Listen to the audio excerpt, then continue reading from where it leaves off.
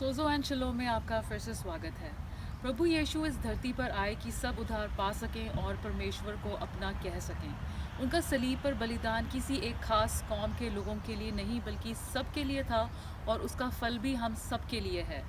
फिर भी प्रभु यीशु ने कनान की उस औरत को जो अपनी बेटी के लिए चंगाई मांगने आई थी पहले इनकार कर दिया था और हमें मना करते हैं कि हम पवित्र चीज़ें कुत्तों के सामने ना डालें। क्या कुछ लोगों को उद्धार नहीं मिलेगा और क्या वो नरक में ही जाएंगे?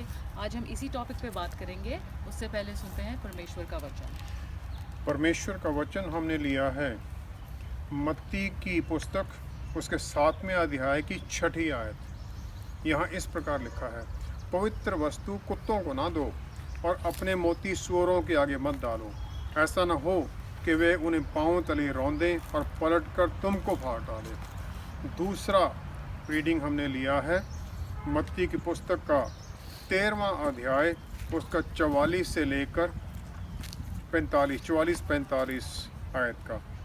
इसमें इस प्रकार लिखा है, स्वर्ग का राज्य खेत में छिपे हुए धन के समान है, जिसे किसी मनुष्य ने पाया और छिपा दिया और मारे आनंद के जाकर अपना सब कुछ बेच दिया और उस खेत को मोल ले लिया। फिर स्वर्ग का राज्य एक व्यापारी के समान है जो अच्छे मोतियों की खोज में था। जब उसे एक बहुमूल्य मोती मिला तो उसने जाकर अपना सब कुछ बेच डाला और उसे मोल ले लिया। परमेश्वर के वचन को पढ़े और सुने जाने से आशीष हो। ये जो ट्रेजर है या कीमती मोती के बारे में प्रभु यीशु ने बताया है, इसका क्या मतलब है और इसे हम कहाँ और कैसे पा सकते हैं? एक्चुअली जो प्रेशियस चीज़ है, कोई भी कीमती चीज़ है, उसकी डेफिनेशन हर एक के लिए अलग अलग है। छोटा बच्चा जो आइसक्रीम खा रहा है उसके लिए उस समय वो आइसक्रीम ही सबसे कीमती है। एक यंग कपल जिनकी अभी शादी हुई है उनको एक दूसरे का साथ ही सबसे सबसे कीमती है। एक बुज़ुर्ग इंसान जो एक परिवार का हेड है उसके लिए पूरा परिवार की सुरक्षा, पूरे परिवार के लिए आशीष, वो सब कुछ उसके लिए कीमती है। लेकिन इंसान के लिए इटर्नल लाइफ, इस जीवन के बाद का जीवन, वो सबसे ज़्यादा कीमती है। तो हम ये देखें कि प्रभु यीशु जब यहाँ पर आए तो उन्होंने आकर विश्वास के द्वारा हमें परमेश्वर के पुत्र बनने का अधिकार दे दिया। जो मत्ती 13 की 44 में वो प्रेशियस पर्ल के बारे में बताते हैं, वो प्रेशियस पर्ल है स्वर्गीय राज। स्वर्गीय राज्य उन्होंने हमारे अंदर स्थापित कर दिया है। पवित्र आत्मा परमेश्वर जब हमारे अंदर आते हैं तो हमें परमेश्वर की मौजूदगी में ले जाते हैं। स्वर्गराज कहाँ था, कैसे था? स्वर्गराज था उत्पत्ति के पहले 2 अध्यायों के अंदर, गार्डन ऑफ ईडन के अंदर, जहाँ हमें सब आशीष मिली हुई थी। हर रोज परमेश्वर के साथ संगति का मौका था, लेकिन पाप के कारण हमें उसे निकाल दिया गया वहाँ से। अब परमेश्वर की संगति में जाना ही हमारे लिए स्वर्गराज में पहुँचना है, उनके साथ संगति में सदा के लिए, इस जीवन में और इस जीवन के बाद में भी। इसे पाने के लिए हमें करना क्या पड़ता है? हमें करना पड़ता है परमेश्वर की इच्छा के अधीन हो जाना, अपने आप को उनकी इच्छा और अथॉरिटी के सामने सरेंडर कर देना, और फिर हमें वो प्रभु यीशु के नाम में मिल जाता है बच्चे कहलवाने का अधिकार। जो हमारे मन में स्वर्गराज हो गया वो तो ठीक है, जो बाहर दुनिया में स्वर्गराज होना है वो प्रभु यीशु के दोबारा आने के बाद में होगा। और प्रभु यीशु ये भी कहते हैं कि हम ये वचन दूसरों के साथ शेयर करें ताकि दूसरों को भी बचाया जा सके, ताकि वो लोग भी आएं और प्रभु यीशु को अपना उद्धारकर्ता माने।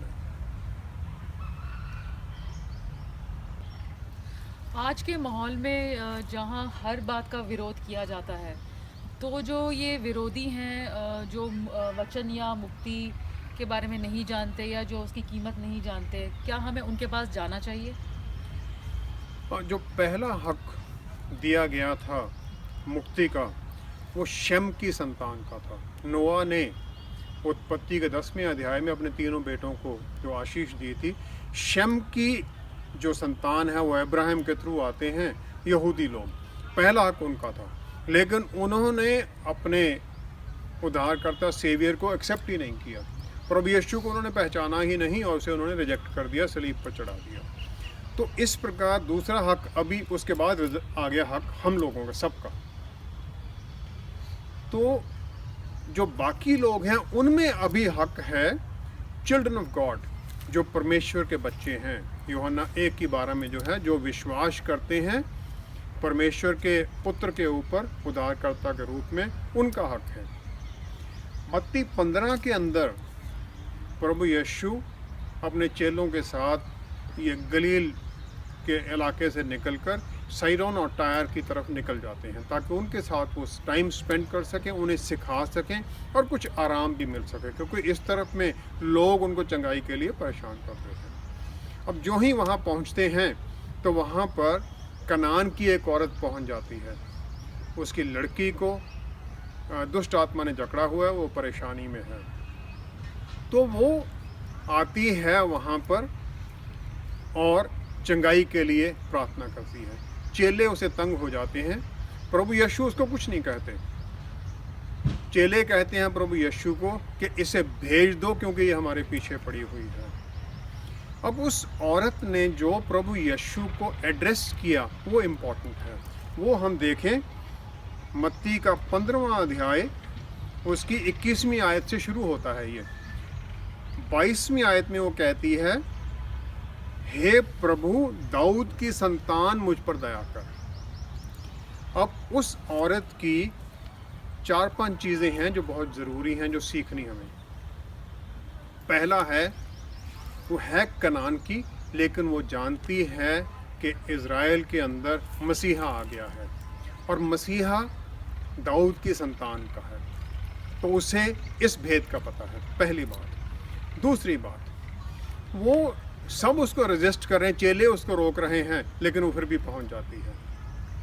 परसिवेरेंस है, लगी रहती है। तीसरी बात, वो प्रभु यीशु की नेचर को समझ जाती है। प्रभु यीशु उसको कुछ नहीं कहते हैं, चुप हैं। इसका मतलब जान जाती है प्रभु यीशु मुझे आशीष देंगे, क्योंकि वो प्रभु है, दयालु है, वो हमें आशीष देंगे। फिर वो जो बात प्रभु यीशु कहते हैं उसके अंदर जो छुपा हुआ मतलब वो भी वो समझ जाती है। इसके बारे में हम इसके बाद फिर बात करेंगे। और वो विश्वास में बनी रहती है। ये ज़रूरी है कि ये सारी बातें हम समझें, विश्वास में बने रहना और चलना उसके अंदर। प्रभु यीशु उसे दुत्कार देते हैं।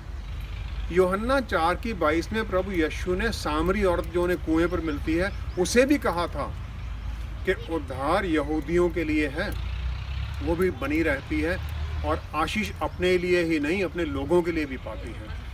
अब हम देखें कि प्रभु यीशु इस औरत को जो कनान की है उसे क्या कहते हैं। 22वीं आयत में लिखा है, वो प्रभु ने उसे कुछ उत्तर ना दिया। चेलों ने उनसे कहा कि इसे भेज दो। तो और फिर वो चिल्लाती है 25वीं आयत में, हे प्रभु मेरी सहायता कर। 26वीं आयत में प्रभु कहते हैं, लड़कों की रोटी लेकर कुत्तों के आगे डालना अच्छा नहीं है। लड़के कौन है? Children of God. इसका मतलब जो हमारा हक है वो किसी दूसरे को देना अच्छा नहीं है। लेकिन जो यहाँ पर शब्द इस्तेमाल किया गया है कुत्तों के लिए, वो है ग्रीक शब्द है काइनेरियन, KYNARION। इसका दूसरा शब्द एक और मिलता जुलता है, काइनेरियोस। इसका मतलब है वो छोटा कुत्ता जो पालतू है, जो घर में रखा जाता है। और वो ये बात समझ जाती है वो औरत कि मुझे घर के अंदर तो रखा गया है, बिल्कुल दुत्कार के बाहर नहीं निकाला गया है। अगर मैं बनी रहूँगी तो मुझे आशीष मिलेगी। और उसका उत्तर क्या है? वो आगे से कहती है, सत्य है प्रभु, पर कुत्ते भी यह चूर चार खाते हैं जो उनके स्वामियों की मेज से गिरते हैं। जो पालतू कुत्ते हैं, जो स्वामी अपनी मेज से नीचे गिराता है, वो उसे खाकर अपना जीवन व्यतीत करते हैं। तो प्रभु यीशु उसे कहते हैं कि हाँ, तेरा विश्वास बिल्कुल बहुत बढ़िया है और इस विश्वास के अंदर बने रहने के कारण तुम्हें आशीष मिल रही है। तो हमें ये समझना ज़रूरी है कि हम जानें कि मतलब क्या है, क्या कहा जा रहा है, कैसे कहा जा रहा है। कॉन्टेक्स्ट के अंदर वचन को समझें और उसके अंदर चलें। मत्ती 22 के अंदर एक प्रभु यीशु दृष्टांत बताते हैं।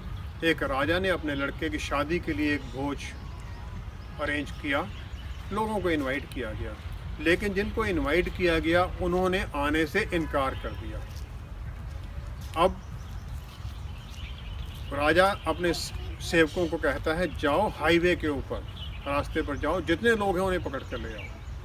यहूदियों ने इनकार कर दिया, जो लोग हैं सबको बुला लो। सब बुलाए जाते हैं, लेकिन उसके अंदर फिर वो राजा पाता है एक इंसान है जो ठीक तरह से वस्त्र नहीं पहना हुआ है। 11वीं आयत में उसमें लिखा है, जब राजा अतिथियों को देखने भीतर आया तो उसने वहाँ एक मनुष्य को देखा जो विवाह का वस्त्र नहीं पहने था।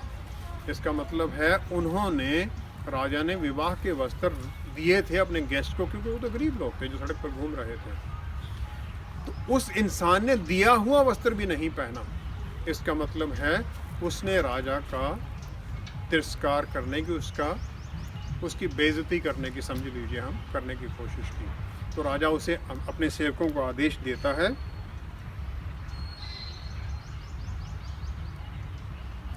तब राजा ने सेवकों से कहा 13वीं आयत में, इसके हाथ पांव बांधकर इसे बाहर अंधियारे में डाल दो, वहां रोना और दांत पीसना होगा। रोना और दांत पीसना होगा उस अंधियारे के अंदर जो नरक का अंधियारा है, जहां जाना है उन लोगों ने जो प्रभु यीशु को नहीं मानते हैं। 14वीं आयत में फिर वो कहते हैं, बुलाए हुए तो बहुत हैं परंतु चुने हुए थोड़े हैं। बुलाया तो सबको गया है, एवरीबॉडी इज कॉल्ड, लेकिन सब लोग चुने नहीं जाते हैं, वो मिस कर जाते हैं। वो लोग हैं जिनके लिए वचन की वैल्यू नहीं है।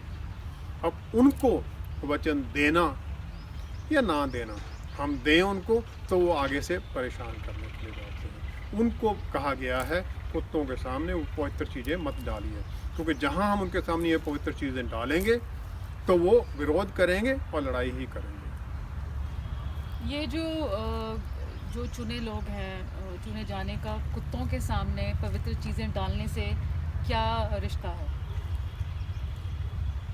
प्रभु यीशु मत्ती के 10वें अध्याय में 16वीं आयत में कहते हैं, मैं तुम्हें भेड़ियों के अंदर शीप की तरह, भेड़ों की तरह भेज रहा हूँ। भेड़ है एक सिंपल एंटिटी, वो भेड़ियों के साथ में भेजा गया है। वो कहते हैं आप सांपों की तरह, wise as serpents and harmless as dogs. मतलब ये है कि आप जाओ उन वोल्व्स के सामने, भेड़ियों के सामने, लेकिन सांपों की तरह इंटेलिजेंट होकर अपनी रक्षा करते हुए। डव जो पवित्र आत्मा को भी दर्शाता है, किसी का नुकसान नहीं करना है, किसी का भला करते हुए जाओ। इसका मतलब है देखो, समझो कौन है और उसके मुताबिक फिर आगे काम करो। प्रोवर्ब्स अगर हम देखें, नीति वचन, उसका 23वां अध्याय और उसकी 9वीं आयत, उसमें लिखा है, मूर्ख के समान ना, मूर्ख के सामने ना बोलना, नहीं तो वह तेरे बुद्धि के वचनों को तुच्छ जानेगा। मूर्ख वही है जो कुत्ते कहे गए थे पिछले वचन, उसमें मत्ती के अध्याय के अंदर। अब हमें जो ये 7वें अध्याय में मत्ती की 6ठी आयत जो कही गई है, तो एक बड़ी बीच में फंसी हुई आयत है। 1 से 5 तक कुछ और है और 7 से 12 तक कुछ और है इससे पहले। और ये जो बात है 7वां अध्याय है, ये पहाड़ी संदेश का हिस्सा है। 5वें और 6ठे अध्याय के अंदर प्रभु यीशु सिखाते हैं धर्मी होना कैसे है, और 7वें अध्याय में धर्मी बनने के फल क्या होंगे, उसका रिजल्ट क्या होगा, उसके बारे में बताते हैं। 1 से 5 आयत तक कहते हैं जज ना करो किसी का न्याय मत करो, मतलब कंडेम किसी को मत करो। इसका मतलब है सबके पास जाओ, सबको आशीष दो। 6ठी आयत में कह देते हैं वो जो हमने पढ़ी थी, कुत्तों के सामने पवित्र चीज़ें मत डालो। नो, ये थोड़ा डिफरेंस आ जाता है। और 7 से 12 तक है, जो मांगोगे वो मिलेगा, जो ढूंढेगा वो पाएगा, जो खटखटाएगा उसके लिए द्वार खोला जाएगा। अब ये जो आयत है, छठी आयत, ये दोनों तरफ इफेक्ट कर रही है। ऊपर की तरफ वो देखते हैं अगर मैंने कह दिया कंडेम नॉट, तो ये किसी को भी कुछ भी नहीं करेंगे, ये फिर वो भेड़ियों के बीच में मैंने भेजा है, ये नुकसान उठाएंगे। तो उसको काउंटर बैलेंस करने के लिए है। जज भी करो, देखो भी किसके पास बात कर रहे हो, किसके पास जा रहे हो। नेक्स्ट जो है मांगोगे मिलेगा, उसमें भी ये लिंक हो जाती है कि अगर हमारा एटीट्यूड इस प्रकार का है कि हम परमेश्वर के वचन की कीमत नहीं समझेंगे, तो हमें भी वो मांगने से कुछ नहीं मिलना है। दरवाज़ा हमारे लिए बंद ही रहना है, आशीषें हमें नहीं मिलेंगी। दोनों तरफ वो लिंक करने के लिए बताया गया है। तो छठी आयत जो है ये इसके अंदर बीच में दोनों तरफ से कनेक्ट करती है और हमें ये आशीष प्राप्त करने की एक घुंडी है, उसका रास्ता है। प्रभु यीशु का जो ग्रेट कमीशन का आदेश है वो इससे भिन्न या अलग क्यों है फिर? ग्रेट कमीशन है वचन सबके पास लेके जाएं, लेकिन वही उन्होंने पहले जो मत्ती के 7वें अध्याय की पहली 5 आयत थी, किसी को जज मत करो, उसके साथ है वो लेके जाओ। लेकिन उन्होंने ये भी कहा था, जैसे हमने अभी देखा कि मैं भेड़ों को भेज रहा हूँ भेड़ियों के सामने, तो बच के रहो। बच के रहने के लिए ही है ये, ताकि जिनको भेजा जा रहा है उनका नुकसान ना हो। अब हम फिर देखें मत्ती के 7वें अध्याय की 6ठी आयत, पवित्र वस्तु कुत्तों को ना दो। अब इस चीज़ को हम समझें, देना है give. First is do not give. Give के लिए जो हिब्रू वर्ड है वो है डाइडोमी, DIDOMI। इसका मतलब है मत दो, लेकिन ये नेगेटिव सेंस में इसको इस्तेमाल किया गया है। इसका मतलब है नेवर गिव, ये कमांड है, नेवर गिव, किसी भी हालत में मत दो। पवित्र वस्तु वो है हैगियोस। हैगियोस है होली, प्रेशियस, जो बहुत कीमती है, जो परमेश्वर के साथ मिली हुई है। हैगियोस का मतलब है एक्चुअली डिफरेंट। पहले मंदिर को हैगियोस माना जाता था क्योंकि वो बाकी हर चीज़ से भिन्न था। फिर हो गया जो परमेश्वर के लिए चीज़ें रखी गई हैं वो पवित्र होगी, क्योंकि उनको भिन्न किया गया है। इसके लिए 3 चीज़ें कही जाती हैं कि ये पवित्र हैं, जो कुत्तों के सामने ना डाली जाएं। पहला कहते हैं जो होली कम्युनियन के टाइम पर जो ब्रेड और वाइन दी जाती है, लेकिन मेरा मानना है कि ये इसके अंदर नहीं हो सकता है, क्योंकि ये तो प्रभु यीशु ने जो ये होली कम्युनियन का कार्यक्रम था वो तो अपने लास्ट हफ्ते में शुरू किया था। तो यहाँ ये बिगिनिंग है उनके मिनिस्ट्री की, वो एंड है। 3 साल पहले बात को करने का कोई मतलब नहीं निकलता है, और यहाँ पर चेले शायद उसको लिंक भी ना कर सकें, तो ये नहीं हो सकता है। दूसरी चीज़ आती है पवित्र चीज़ क्या है। दूसरा माना जाता है जो शो ब्रेड जो रखी जाती थी पुराने नियम में मंदिर के अंदर, 12 लोव्स रखे जाते थे। लवाइटिकस 24 की 5 से 9वीं आयत के अंदर है। तो वो माना जाता है कि वो भी पवित्र है, वो कुत्तों के सामने ना डाली जाए। हालांकि वो जो लेवी थे आरोन और उसके घर वाले हारून, उन्हीं को खाने का अधिकार था। ये इसमें लिखा गया है लवाइटिकस 24 के अंदर। प्रभु यीशु ने यूहन्ना 4 की 22 में उस सामरी औरत को कहा कि समय आ रहा है जब वर्शिप परमेश्वर की नादा इस पहाड़ पर होनी है, ना कहीं और होगी, वो आत्मिक होगी। तो वहाँ उन्होंने एक जगह स्पेसिफिक की आराधना ख़त्म कर दी और आत्मिक आराधना कर दिया, समय की आराधना उन्होंने ख़त्म कर दी। तो you could worship God anywhere at any time. कैसे? पवित्र आत्मा परमेश्वर हमारे साथ हैं, हाँ अंदर हैं। जब हमारा मन किया उनसे हम बात कर सकते हैं, उनके द्वारा पिता परमेश्वर प्रभु यीशु से बात कर सकते हैं। वननेस है उनके साथ हमारी पवित्र आत्मा के द्वारा। तो ये ब्रेड भी होली नहीं हो सकती है। अब पवित्र क्या है? पवित्र वह है ये वचन। ये हम किसी ऐसे इंसान के सामने ना डालें जो इसकी कीमत ना जानता हो। मुझे किसी ने बताया कि उसे बाइबल दी गई और वो लेके गया इंसान जहाँ शहर का गटर का पानी जा रहा था, उसने बाइबल वहाँ फेंकी जाके। मुझे बड़ा दुख हुआ। ऐसे लोगों को हम वचन ना दें, क्योंकि उन्हें कीमत नहीं पता। वो हैं असली कुत्ते जो वचन में लिखा गया है। अब ये जो कुत्ते कहा गया, वो क्या शब्द, जो ग्रीक शब्द है, वहाँ था उस कनान की औरत को कैनेरियोस। यहाँ है कुनून, KUNUN। कुनून जो ट्रांसलेशन है वो है वाइल्ड डॉग्स। जेरूसलम में कुत्ते होते थे जो वाइल्ड थे, कंट्रोल में नहीं थे, डेंजरस थे, बीमारी से ग्रसित थे। जो उनके पास फंस गया उसे उन्होंने अटैक करके उसे फाड़ डाला। वो खाते थे गार्बेज, और जो डेड बॉडीज होती थी उनको खाते थे। उनको शहर में ना घुसने के लिए दीवारें बनाई गई थी। अब इंसान जो हैं, जो इस तरह की हरकतें करते हैं, वो उनके सामने ये नहीं डाला जा सकता। अगर हम नीति वचन देखें, नीति वचन के 3 अध्याय के अंदर वो जो बुद्धि की मैंने बात की वचन के बारे में है, पहले वो कहता है 3 अध्याय की 14वीं और 14 से 16 आयत तक, बुद्धि की प्राप्ति चांदी की प्राप्ति से बड़ी और उसका लाभ चोखे सोने के लाभ से भी उत्तम है। वह मूंगे से अधिक अनमोल है, और जितनी वस्तुओं की तो लालसा करता है उनमें से कोई भी उसके तुल्य ना ठहरेगी। पर्ल जो आगे सुरों के सामने डालने का है वो ये है। बुद्धि ज्ञान जो हमें मिला है वो हम ना डालें किसी के साथ, ऐसे लोगों के सामने। अब वो सुअर लोग कौन हैं? दूसरा नीति वचन 2 अध्याय उसकी 12 से लेकर 15 आयत तक। उल्ट फेर की बातों के कहने वालों, जो खराई के मार्ग को छोड़ देते हैं ताकि अंधेरे मार्ग में चलें, जो बुराई करने से आनंदित होते हैं और दुष्ट जन की उल्ट फेर की बातों में मगन रहते हैं, जिनकी चाल चलन टेढ़ी मेढ़ी और जिनके मार्ग बिगड़े हुए हैं।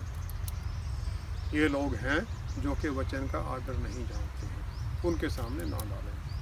तो अब वो जो लोग हैं वो डेमोनिक पोजेस्ड नहीं हैं, उनकी नेचर डेमोनिक है, शैतानी उनकी नेचर है, शैतान से ग्रसित नहीं है। ग्रसित तो छुड़ाया जा सकता है, प्रार्थना किया छूट जाएगा वो, लेकिन नेचर उनकी ऐसी है। उनके सामने वचन डालना गलत है। अब अगर हम इस वचन को ठीक तरह से समझे तो इसमें लिखा है, never give that which is holy precious to wild dangerous out of control diseased and wandering dogs.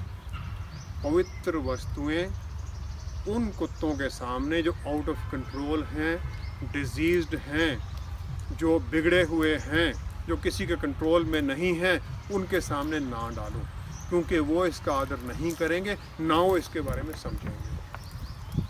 यही इस आयत का मतलब है। तो जो ये मोती हैं जिसके बारे में हम बात कर रहे हैं, ये कौन से मोती हैं जो हमें सुअरों के सामने नहीं डालने चाहिए, और इस तरह के लोगों को, इस तरह के नेचर वाले लोगों को हम कैसे पहचान सकते हैं? जो हमने होली पवित्र चीज़ों के बारे में बात की थी, तकरीबन वही चीज़ें मोती के लिए मानी जाती हैं। हमने पढ़ा था मत्ती के अध्याय के अंदर, वो मत्ती की पुस्तक के अंदर किंगडम ऑफ हेवन, स्वर्ग राज को एक ट्रेशर की तरह और एक कीमती मोती की तरह तुलना की गई है। स्वर्ग राज क्या है? स्वर्ग राज है ये, इसके सच्चाई, प्रभु यीशु का हमें छुड़ाया जाना, इसकी मिस्ट्रीज, इसके भेद, स्वर्ग राज की चीज़ें हैं ये, जो हमें बताई जाती हैं क्योंकि हम लोग जुड़ते हैं परमेश्वर के साथ, प्रभु यीशु के साथ हम जुड़ते हैं पवित्र आत्मा परमेश्वर के द्वारा। हम मेहनत करते हैं प्रार्थनाओं के अंदर, और वो सब कुछ करने के अनुसार मिलता है वो, और चुने हुए लोगों को मिलता है, सबको ये नहीं मिल जाता है। रेवलेशन है ये। दूसरा जो पत्री है कुरिन्थियों को, उसके 12वें अध्याय की 4थी आयत के अंदर अपोस्टल पौलुस रसूल कहते हैं कि उन्हें स्वर्ग में उठाया गया, और वहाँ बहुत चीज़ें उन्हें दिखाई गई जो कि किसी के लिए भी सही नहीं है किसी को बताना,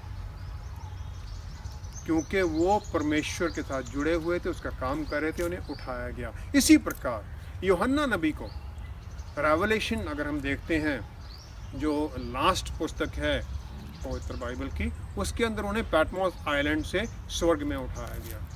उसके 10वें अध्याय की 4थी आयत के अंदर वो भी कहते हैं, उन्हें आदेश मिलता है, वो लिखने लगते हैं जो चीज़ें बताई गई हैं। वो कहते हैं जो चीज़ें बताई गई हैं उन्हें मत लिखो, वो नहीं लिखते हैं। चीज़ें बताई जाती हैं हमारे लिए, क्योंकि हम प्रार्थना में जुड़े हैं, लेकिन हम किसी और के सामने नहीं रख सकते। मुक्ति जो है ये पापों की माफ़ी के द्वारा है। अगर बंदा अपने पाप मानने को तैयार ही नहीं तो उसको मुक्ति क्या देगा प्रभु यीशु? अगर हम यही ना माने कि मुझे ज़रूरत है मुक्ति की, तो मुक्ति क्या मिलनी है?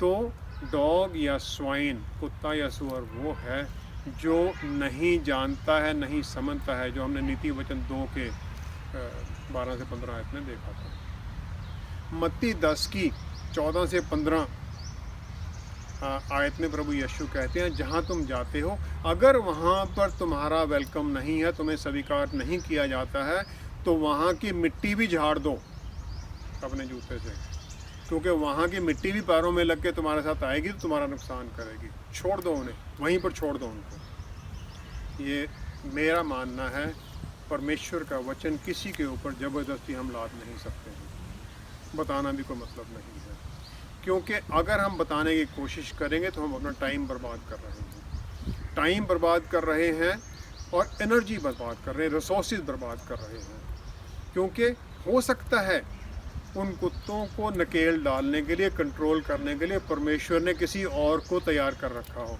कहा जाता है हर शेर को सवा शेर मिलता है, उनके लिए कोई सवा शेर कोई और शायद तैयार कर रखा हो परमेश्वर ने, वो उन्हें कंट्रोल कर लेगा। मेरे लिए शायद वो नहीं है, तो मैं हट जाऊँ उसके लिए। मैं अपने आप में कभी भी नहीं जान सकता कि कौन है जो सही है, कौन सही नहीं है।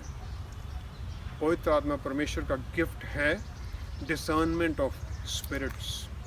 इसमें जो आत्मा उन्हें जानने का, जो कुरिन्थियों में बताया गया है, पवित्र आत्मा का गिफ्ट है ये जो जानना है, दुष्ट आत्मा को भी जानना है, और जो यहाँ लोग हैं उनके मनों को भी जानना है। प्रभु यीशु मत्ती 23 के 9 में हेरोद से बात नहीं करते हैं, वो पूछता, उन्होंने कोई जवाब नहीं दिया। प्रेरित की पुस्तक 13वें अध्याय की 46वीं आयत में पौलुस रसूल और बारनबस यहूदियों को छोड़कर जेंटाइल्स की तरफ चले जाते हैं, उन्हें छोड़ देते हैं, वो नहीं सुनना चाहते, मत सुनो। फिर प्रेरितों की 16वें अध्याय के अंदर 6 से 9 आयत तक पौलुस को एशिया में जाने से पवित्र आत्मा मना कर देते हैं। फिर उसे विजन आता है कि उसे बुलाया गया है और वो जाते हैं मैसिडोनिया में, और फिलिप्पी के अंदर बड़ी आशीष मिलती है। लाइडिया और उसका परिवार चुना जाता है, और ये परिवार बाद में चर्च स्थापित करने के लिए बहुत ज़्यादा अग्रसर होता है।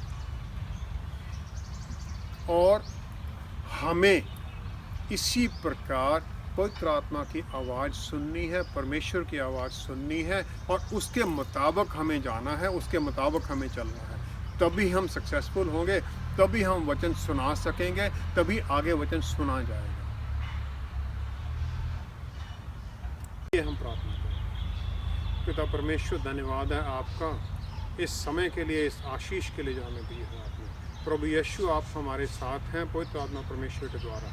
हमें बुद्धि दीजिए कि हम जान सकें उन लोगों को जिनके सामने हमें वचन नहीं बताना है, ताकि हमारी सुरक्षा बनी रहे, वचन की पवित्रता बनी रहे।